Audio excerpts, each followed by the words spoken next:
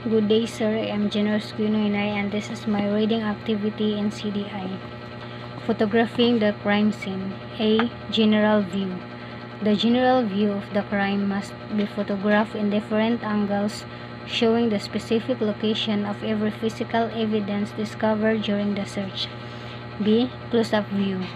Every physical evidence must be photographed in a close-up view and for different angles, and these close-up views must be enlarged in court presentation. C. Colored photography. It is advisable to use colored photograph to enhance their effects on the senses of the court. Guides in photographing crime scenes. A. Series of photographs of the crime scene. B. The depicted object in the photograph should not be immaterial or irrelevant. The kinds of photographs to be taken at the scene. A. The photograph of the deceased showing the relationship of the dead body with the surroundings, especially the physical evidence. B. Photographs of evidence showing forcible entry, destroyed padlocks, broken doors and windows, and other relevant signs of disturbances. The use of spatial photography. A.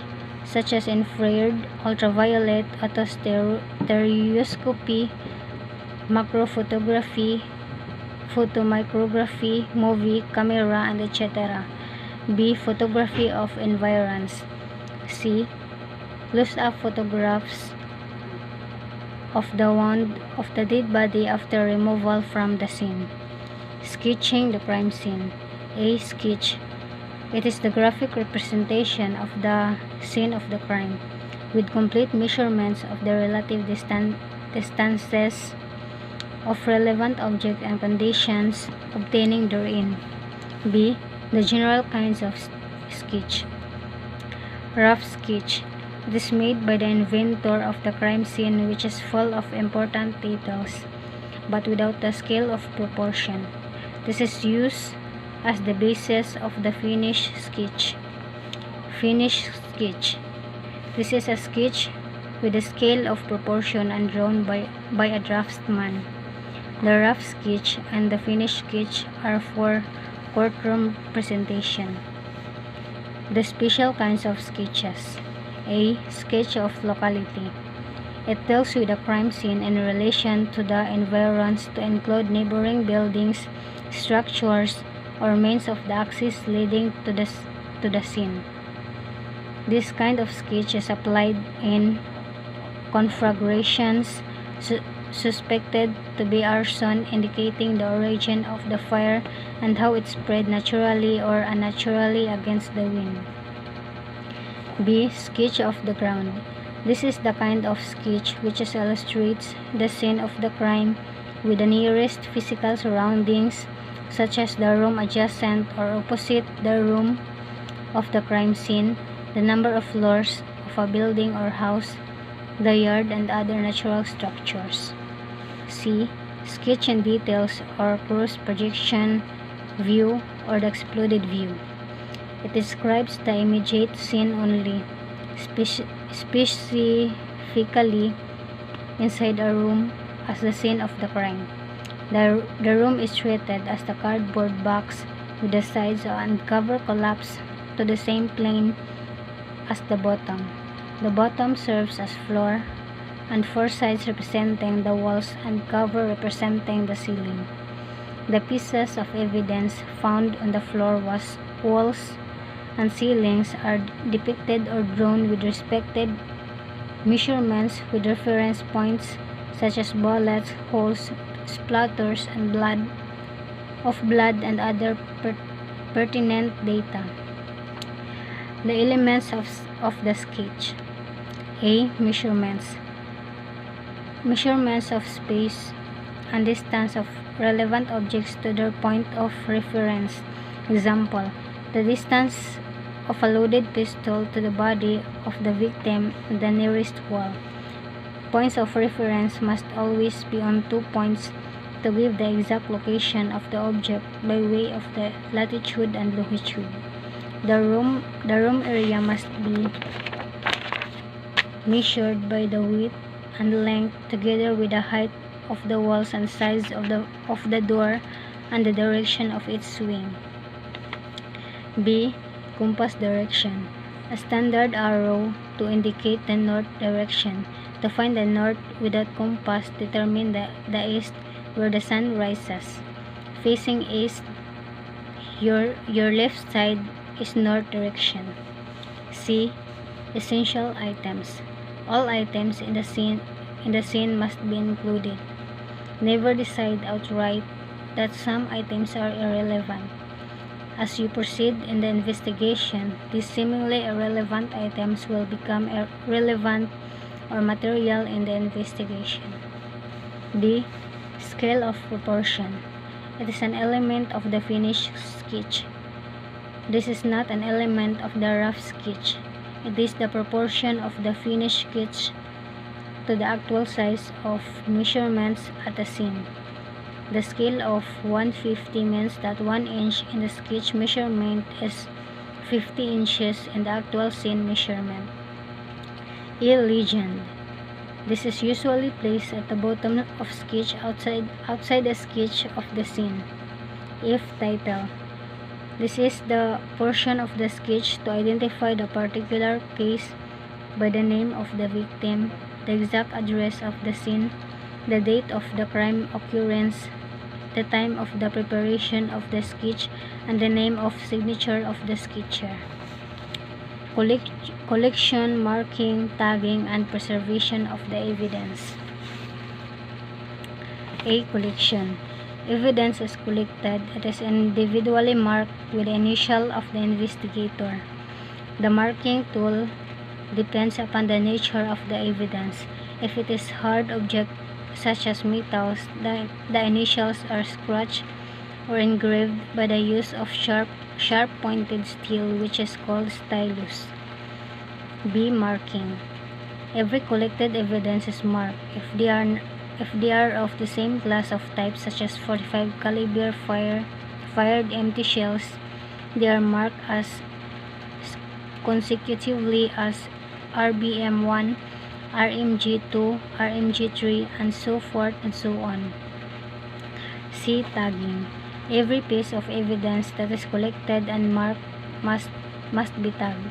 A card is attached by a string to the evidence with a proper entry of identification and description together with a reference of the specific case. D. Preservation. Perishable materials should be preserved by the way of the methods of preservation in order that they will reach the court in the same physical condition as when they were collected from the crime scene. This is the work of laboratory technician. Chain of custody. It is the number of persons who handled and possessed the pieces of evidence the moment that they were collected, marked, and tagged, up to the time of the final disposition of the case. Methods of marking specific kinds of evidence. A. Guns. Revolver must be marked separately on the frame, butt, cylinder, barrel, and stock. For rifles, they should be marked on the barrel, frame, bolt, or slide. All magazines and accessories shall also be marked. B. Revolver. Cylinder. Aside from the mark on the cylinder, the chamber facing the firing pin must be marked as soon as it is opened for examination. A drawing must depict the chamber facing the firing pin, the respective position of the fired empty shells, misfired, or bad cartridges. A detailed examination and the respective possession of this evidence should make or unmake a claim of self-defense. C. Fired empty shells, misfired cartridges. Strictly regulations say they must be marked inside the mouth in cases of fired empty cartridges. It is nearly impossible to mark them inside the mouth, especially 22, but they could mark on the side of the body of the shells, not on the base. D. Bullets or slugs. They can be marked on the ogive or nose, avoiding the land and groove marks. They could also be marked on the base. Reconstructing the crime. Number 1. Reconstructing the crime. It is the assessment made by the investigator after the crime scene investigation of how the crime is committed. Number 2. Kinds of reconstructing the crime. A. Physical reconstructions. Reconstructing the crime is based on the physical appearance of the crime scene, mainly focused on the pieces of physical evidence and the accounts of witnesses and suspects. B. Mental reconstruction. Based on the physical reconstruction, some inclusions could be formulated taking into account all available pieces of evidence. The development of theories. Number 1. Theory. It is the imaginative contemplation of reality, direct intellectual apprehension, insight or body of generalization and principles developed in association with a practice in a certain field of activity. Number 2. The need of investigators' theory. If there is no witnesses of the commission of the crime, the investigator is left with the physical evidence to formulate how the crime is committed. It is formulation. He will form theories to guide his future actions. The investigator must begin with the simplest theory of how the crime was committed and by whom and what motive. He may have more than one theory depending upon the unique circumstances of every case. He will proceed in the formulation of theories from the simplest to the most complex. Field inquiry. Number 1. Field inquiry. It is the general questioning of all persons at, near, or around the crime scene. Number 2. When to start the field inquiry. The moment that the investigator sets foot at the crime scene, he must immediately conduct the general questioning and all persons present to it, or he may assign his assistant or any member of the investigating team.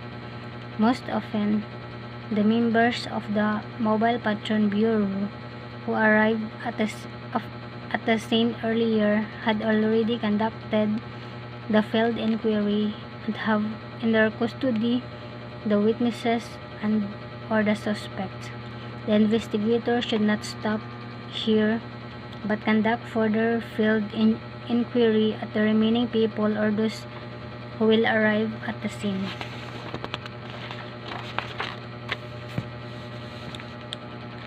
How to treat witnesses and suspects retained at the scene. The witnesses and suspects retained at the crime scene shall be immediately transported to headquarters with the basic guidelines that they should not talk with each other during the trip and should be immediately separated with each other upon arrival at the station. The purpose of separating the witnesses or suspects from one another. The purpose why there is need to separate each witness from the other, and which applies also to suspects, is to preserve the independence of their respective accounts about the commission of the crime. Going back to the crime scene. Number 1. Reasons for going back to the crime scene. In some instances, crimes are committed during nighttime and the investigator arrives at the crime scene at daytime due to late discovery or delayed report about the commission of the crime. The investigator back to the scene at the exact time when the crime occurred in order to see for himself the order or things at the precise moment. His notes of concern shall be the lighting conditions, the distance of normal visibility, The reason is that during the progress of investigation, new matters may crop up which may be inadvertently considered irrelevant during the crime scene investigation, thus need to go back. Value of the process. Having first personal knowledge of these facts, he could use them to confront lying, exaggerated, or half-truth narrations of witnesses and at the admission and confessions of suspects. These are potent tools against wayward confessions or admissions. The three phases of criminal investigation. Number 1, the identification of the criminal. Number 2, the criminal is traced, located, and arrested. Number 3, the facts or evidence to prove his guilt and gathered and for introduction during trial. The four methods of identifying the criminals. 1. By confession or admission. 2. By accounts or testimonies of witnesses. 3. By circumstantial evidence. 4. By associative evidence. The two kinds of criminal for purposes of identification by witnesses. Number 1. Known fugitives. The criminals are known by names and other personal circumstances by the witnesses even before the commission of the crime. 2. Unknown fugitives. These kinds of criminals are unknown to the witnesses by names and other personal circumstances before the commission of the crime.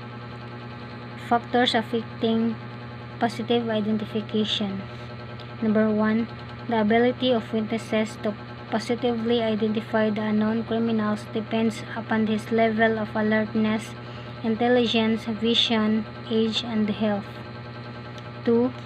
The prevailing conditions of visibility, the observation at the crime scene. 3. The lapse of time between the commission of the crime and the arrest of the offender. 4. The opportunity of the criminal to vary his personal appearance, such as the removal of mustache, sideburns, gout, the change of hairstyle, the addition of tattoos on the face, earrings, nose rings, lip rings, or facelift through surgery. Methods of identification by witnesses. 1. Verbal description. This is the physical description of the unknown fugitive by witnesses based on the extent and range of their person. 2. Rogues Gallery. These are the police files of photographs of known criminals. This photograph may be directly taken by the police or those gathered from other sources to form part of the police gallery. 3. General photographs. The investigator should show the witnesses a variety of photographs which does not necessarily represent the criminal in order for the witnesses to approximate the nearest description of the known fugitive. The features about the degree of baldness, shape of nose, or face scars will help the witnesses to arrive at a clear description. 4. Cartographic sketch. It is the composite representation reduced to a drawing of the suspect's face made by an artist and based on the descriptions furnished by the witnesses. The police lineup. Number 1. Police lineup. It is the process of identification by witness of the unknown fugitive who is mixed with innocent persons lined before the witnesses. Number 2. Procedures of police lineup. A. For one suspect to be mixed with innocent persons, the lineup must be at least be composed of 7 persons to 10 persons. B. The appearance of those composing the lineup must be approximately the same as to height, build, complexion, hairstyle, clothing, and etc. C. The witness should be instructed before entering the lineup room. D. The suspects must be given the opportunity to select their position in the lineup. E. The lineup members are not allowed to talk during the process or make any movement which may suggest the identity of the suspect. F. The investigator should not talk or move which may indirectly identify the suspect. The power of suggestion should always be avoided. G. The proceedings must be covered by detailed report and possibly by a movie camera for court presentation. Center points of physical identification. Number 1. Face. Shape: square, round, oval, rectangular, heart shape, trapezoid, invested trapezoid, and the other appropriate descriptions such as the presence of scars, moles, birthmarks, and etc. B. Forehead. C. Eyebrow. D. Mosaic, sideburns. E. Eyes, deep set, bulging, regular, chinky, and etc.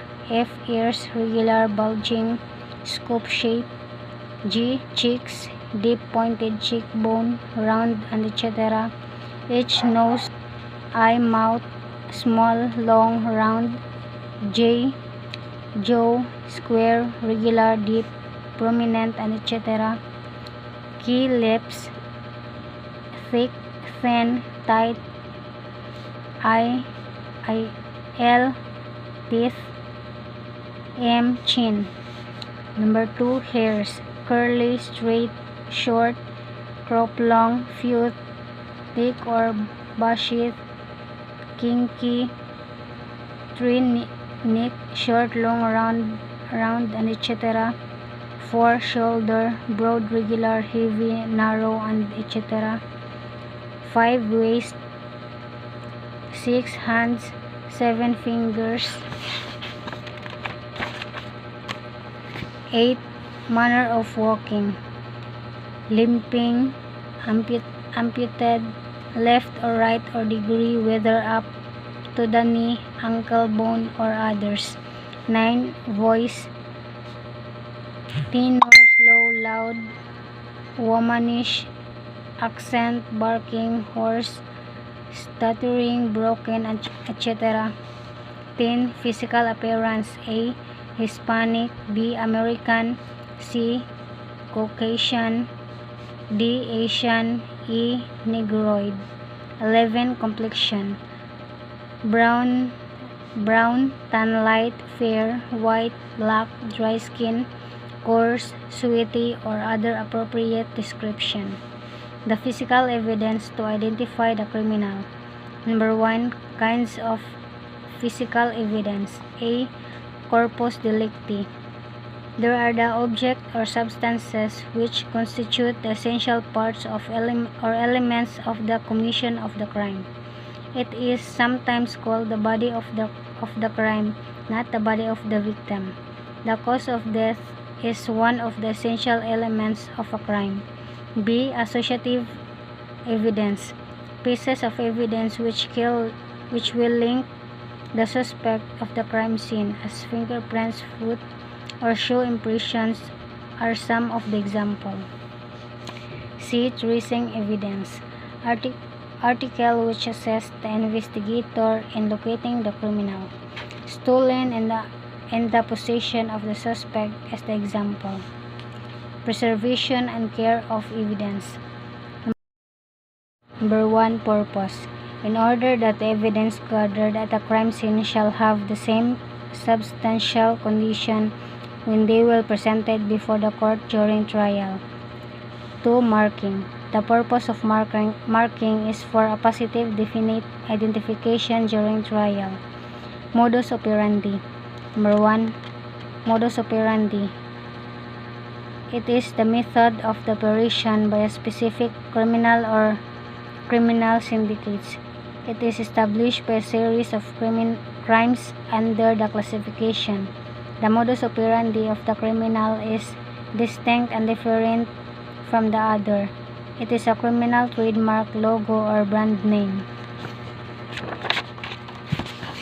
Importance of modus operandi. It is one of the most useful means of identifying unknown fugitives.